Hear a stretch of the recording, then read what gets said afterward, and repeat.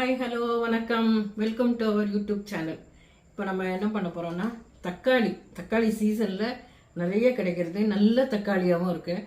அதை வாங்கிட்டு 2 ஐட்டம் பண்ணலான் இருக்கேன். 2 தக்காளியில் ஜாம் ஒன்று, ஊறுகாய் ஒன்று பண்ணி காமிக்க போகிறேன். இது நல்லா 10 நாள் 1 மாதம் கூட வச்சுன்னு சாப்பிட்லாம். ஃப்ரிட்ஜில் வச்சுட்டு இருந்தால் 1 மாதம் கூட வச்சுன்னு சாப்பிட்லாம். இப்போ 2 ஐட்டமும் நான் பண்ணி காமிக்கிறேன். ஸ்டெப்பாக சொல்லிடுறேன், நீங்கள் இதை பண்ணி பாருங்கள். நம்ம அந்த தக்காளி வச்சு தான் இன்றைக்கி 2 டிஷ்ஷு பண்ண போகிறோம். ஒன்று வந்து ஜாம், இன்னொன்று வந்து ஊறுகாய். நல்லா பழுத்த தக்காளியாக, நல்ல பெங்களூர் தக்காளியாக வாங்கிக்கணும். வாங்கிட்டு இப்போ எப்படி பண்ணுறதுன்னு பார்க்கலாம். முதல்ல ஊறுகாய் ஜாமுக்கு வேக போடுறேன், அப்புறம் ஊறுகாய் பண்ணுறேன். இப்போ எப்படி பண்ணலான்னு பார்க்கலாம். தக்காளியில் இந்த கண் பகுதி இருக்கு இல்லையா, அது வந்து வேகாது. அதனால் அதை கட் பண்ணி எடுத்துட்டுலாம்.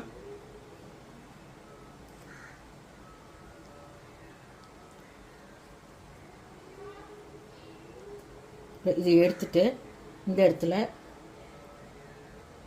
சும்மா சின்னதாக இருக்குது. ஏன்னா இந்த ஸ்கின் எல்லாம் பீல் பண்ணுறதுக்கு கொஞ்சம் அடுப்பில் வேக போட்டால் தான் ஸ்கீல் பண்ணோம். இப்படி எல்லாத்தையும் பண்ணி எடுத்துட்டு அடுப்பில் வேக போட்டுடலாம்.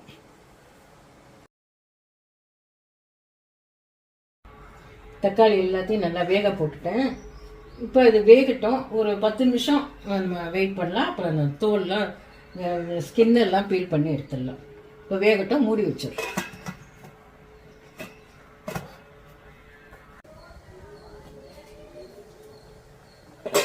நல்லா வெந்துட்டு அப்புறம் அந்த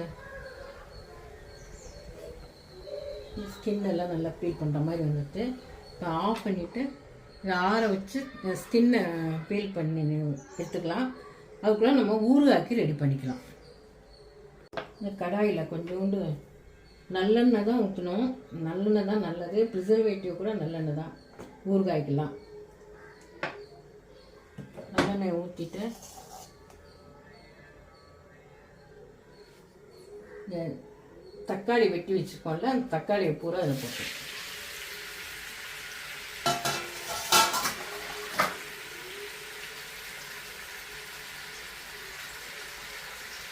தக்காளி போட்டோம்ல,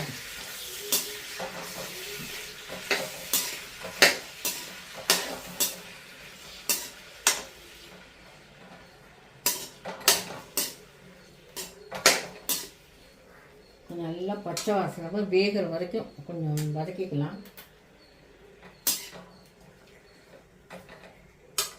இதில் இதுக்கு வேணுங்கிற உப்பை போட்டுடலாம். அதில் ஒரு ஸ்பூன் மஞ்சள்தூள் போடுறேன்.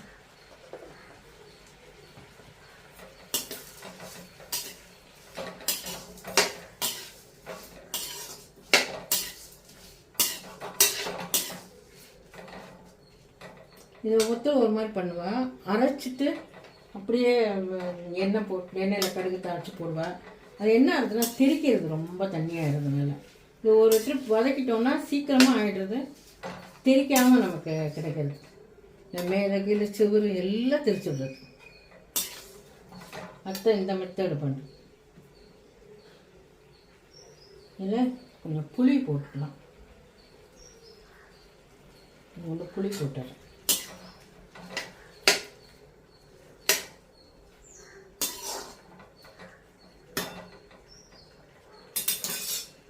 கொஞ்சம் வேகட்டும்.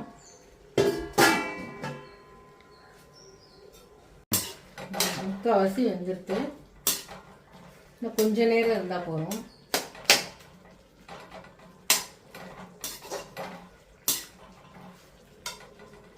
இப்போ ஒரு பெருங்காயம் ஒன்று கொடுத்தோம்.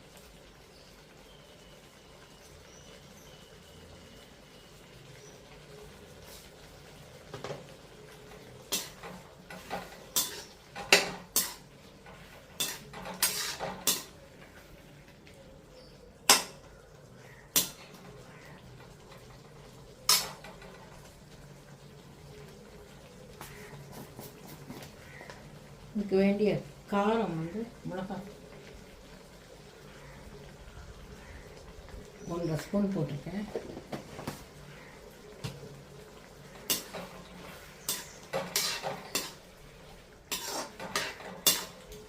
நல்லா ஆற விட்டு இதை அரைச்சிட்டு அப்புறம் அதுக்கு தாளிக்கணும். இதை ஆறிட்டு அரைச்சிட்டு உங்களுக்கு காமிக்கும். இந்த ஸ்கின்னெல்லாம் பீல் பண்ணி வச்சுட்டேன். ஒரே ஒரு கல் உப்பு. எந்த ஸ்வீட்டுக்குமே உப்பு போடணும். இது என்ன இது ஜாமா? ஜாம். ஜாமில் போய் பட்டை லவங்கம் போடுற.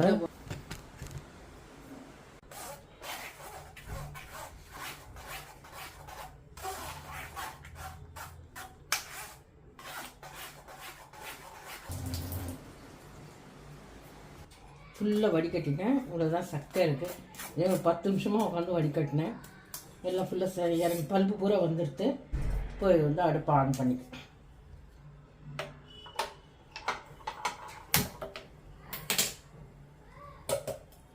நல்லா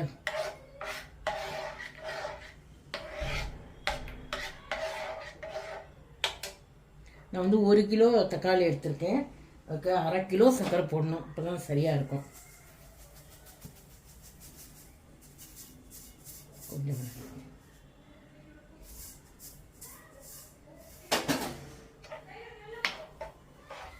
நல்லா கெட்டி ஆகிற மாதிரி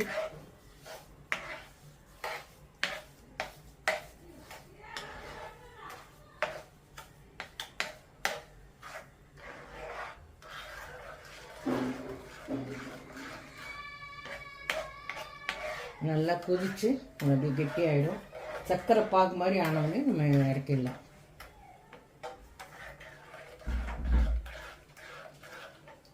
சர்க்கரை நல்லா கரையட்டும். நல்லா கொதிக்குது. இப்போது சர்க்கரையை போட்டுட்டு இப்போ வந்து நான் வந்து கொஞ்சோண்டு பட்டர் போடுவேன். 1 ஸ்பூனு போட்டால் நல்லாயிருக்கும், ஷைனிங்காக இருக்கும். அதுக்காக நான் பட்டர் போடுவேன். அதெல்லாம் உங்களோட இது தான், வேணும்னா போட்டுக்கோங்க.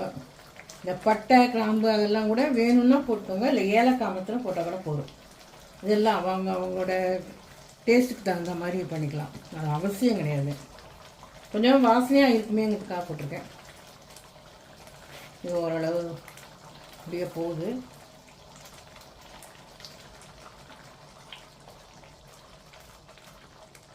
கொஞ்சம் அப்படி ஊற்றி பார்த்தா இதுலேருந்து தண்ணி ஊறக்கூடாது. இதுலேருந்து தண்ணி வடியாமல் இருக்கணும். இன்னும் கொஞ்சம் இருக்கணும். தண்ணிலாம் அப்படி சேர்ந்த மாதிரி இருந்ததுன்னா தான் அந்த தண்ணி வடியக்கூடாது. சேர்ந்த மாதிரி இருந்ததுன்னா ஆயிடுத்துன்னு அர்த்தம்.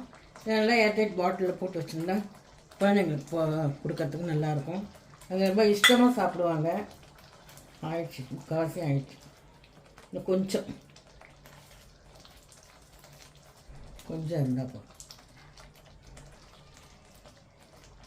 இல்லை 1 மாதம் கூட வச்சுக்கலாம். ஃப்ரிட்ஜில் வச்சுட்டு கொடுத்தா இதை சாப்பிட்டா ஒரு 2 இட்லி கூட சாப்பிடுங்க பசங்க. அதுக்காக தான்.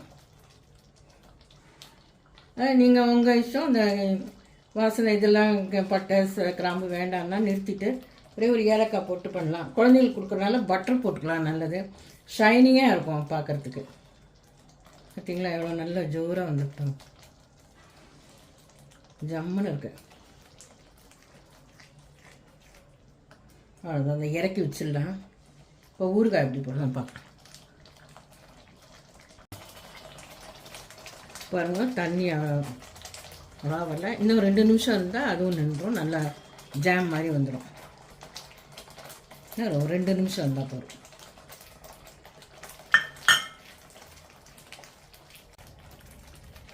நல்லா ஆயிடுத்து ஜாமு. இன்னும் ஆறித்துனா இன்னும் கொஞ்சம் கெட்டி ஆகிடும். சூப்பராக கமகமான ஜாம் ரெடி ஆகிடுது. தக்காளி ஜாம் ரெடி ஆகிடுது.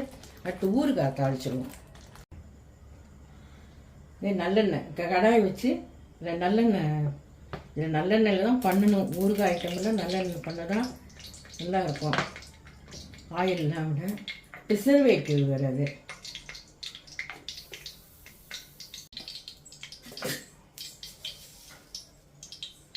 எண்ணெய் காய்ச்சிட்டு 1 ஸ்பூன் கடுகு போட்டுக்கிறேன்.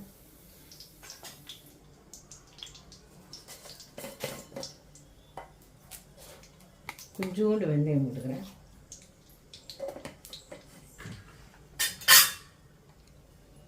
தக்காளி எல்லாம் வதக்கினேன் இல்லையா, அதை அரைச்சி வச்சுருக்கேன். அதை அந்த தாளிப்பில் போட்டு நல்லா கலந்துடலாம்.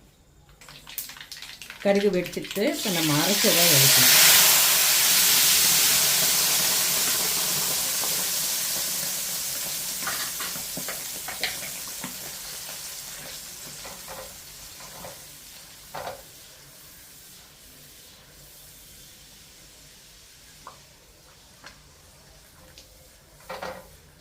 இதை கொதித்து கொஞ்சம் கெட்டியான உடனேயும் ஆஃப் பண்ணிடுவேன். நான் வெந்தயம் பொடி பண்ணி வச்சுருக்கேன். வெந்தயத்தை வறுத்துட்டு பொடி பண்ணி வச்சுருக்கேன். அந்த பொடியை 2 தூவிட்டு இறக்க வேண்டாம். பெருங்காயம் கொஞ்சம் போட்டுக்கலாம்.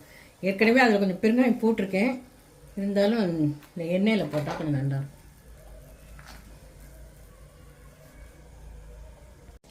நல்லா கொதிக்கிறது. இப்போ கொஞ்சம் பெருங்காயம் சேர்த்து, பெருங்காயம் அரைக்கும்போது போட்டேன். இது உப்பு டேஸ்ட் பண்ணேன். உப்பு கொஞ்சம் வேணும் போல இருக்கு. 2 உப்பும் போட்டுக்கோ.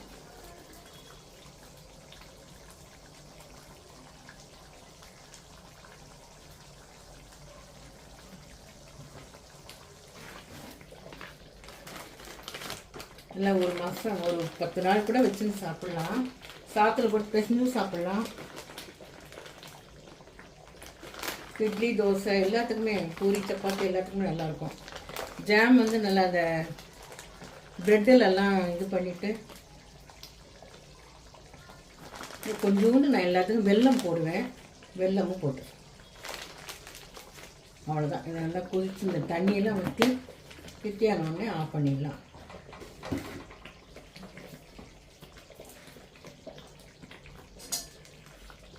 இது வந்து வெந்தயத்தை லைட்டாக செவக்க வறுத்துட்டு பொடி பண்ணி வச்சுருக்கேன். இந்த வெந்தயம்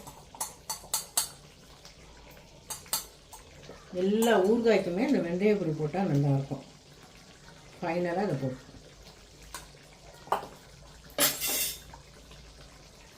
வத்த குழம்பு இந்த மாதிரி ஊறுகாய் ஐட்டம் அதுக்கெல்லாம் போட்டால் ரொம்ப நல்லாயிருக்கும். வெந்தயத்தோட வாசனை. இதுவே தெரிக்குது. இன்னும் நம்ம பச்சையாக அரைச்சிட்டு போட்டோன்னா மேலெல்லாம் தெரிச்சு செவரெல்லாம் தெரிச்சிடும். அதுக்காக தான் அதை வதக்கிட்டு போட்டேன். இப்போ இதை ஆகட்டும், நான் உங்களுக்கு காமிக்கிறேன்.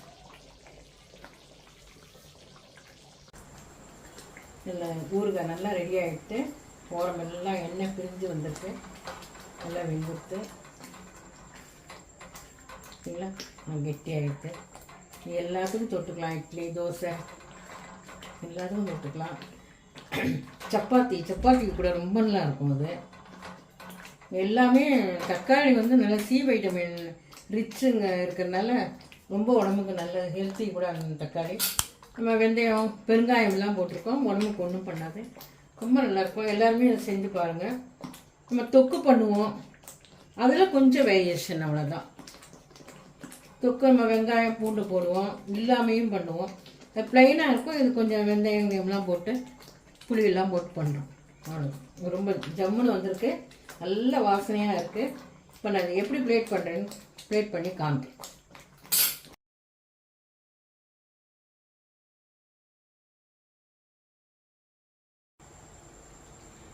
ஜாமும் சூப்பராக வந்திருக்கு பாருங்கள்.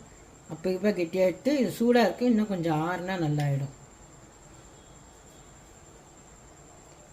தொக்கும் நல்லா வந்திருக்கு. ஊறுகாய் இதுவும் நல்லா வந்திருக்கு. நீங்களும் ட்ரை பண்ணி பாருங்கள். எப்படி இருக்குங்கிறத கமெண்ட் பாக்ஸில் கமெண்ட் பண்ணுங்கள். இப்போ வந்து தக்காளி ஜாம் ஊறுகாய் 2 பண்ணிட்டேன். நல்லா இருக்குது. உங்களுக்கு தேவைன்னா பட்டை அதெல்லாம் போட்டுக்கோங்க. கிராம்பெல்லாம் தேவையில்லை. எங்களுக்கு வேணாம் ஏலக்காய் மாத்திரம் போடும்னா ஏலக்காய் மாத்திரம் போட்டுக்கோங்க. அதனால தப்பு இல்லை. நான் பட்டர் போட்டேன். பட்டர் என்ன ஷைனிங்காக இருக்கும். ரொம்ப நல்லா வந்திருக்கு ஜாமு. ஊறுகாயும் நல்லா இருக்குது. ஊறுகாய்க்கு வந்து வெந்தய பொடி பண்ணிவிட்டு அதை தூவி இது பண்ணேன். 2மே நல்லா வந்திருக்கு. நீங்களும் ட்ரை பண்ணுங்கள். ஒரு அர்ஜென்ட்டுக்கு ஒரு வெளியில் போகிறோம், இல்லை வீட்டு உடம்பே சரியில்லைன்னா ஒரு இட்லி பண்ணோன்னா தோசை பண்ணோன்னா தொட்டுன்னு கூட சாப்பிட்லாம். குழந்தையெல்லாம் ப்ரெட்டில் தடவி சாப்பிட்லாம் ஜாமு. அதனால் ரொம்ப யூஸ்ஃபுல் தான் அதெல்லாம். அதனால் நீங்களும் ட்ரை பண்ணி பாருங்கள். பண்ணி பார்த்துட்டு எப்படி வந்ததுங்கிறத கமெண்ட் பாக்ஸில் கமெண்ட் பண்ணுங்க, ஷேர் பண்ணுங்க, சப்ஸ்கிரைப் பண்ணுங்க. Thank you for watching.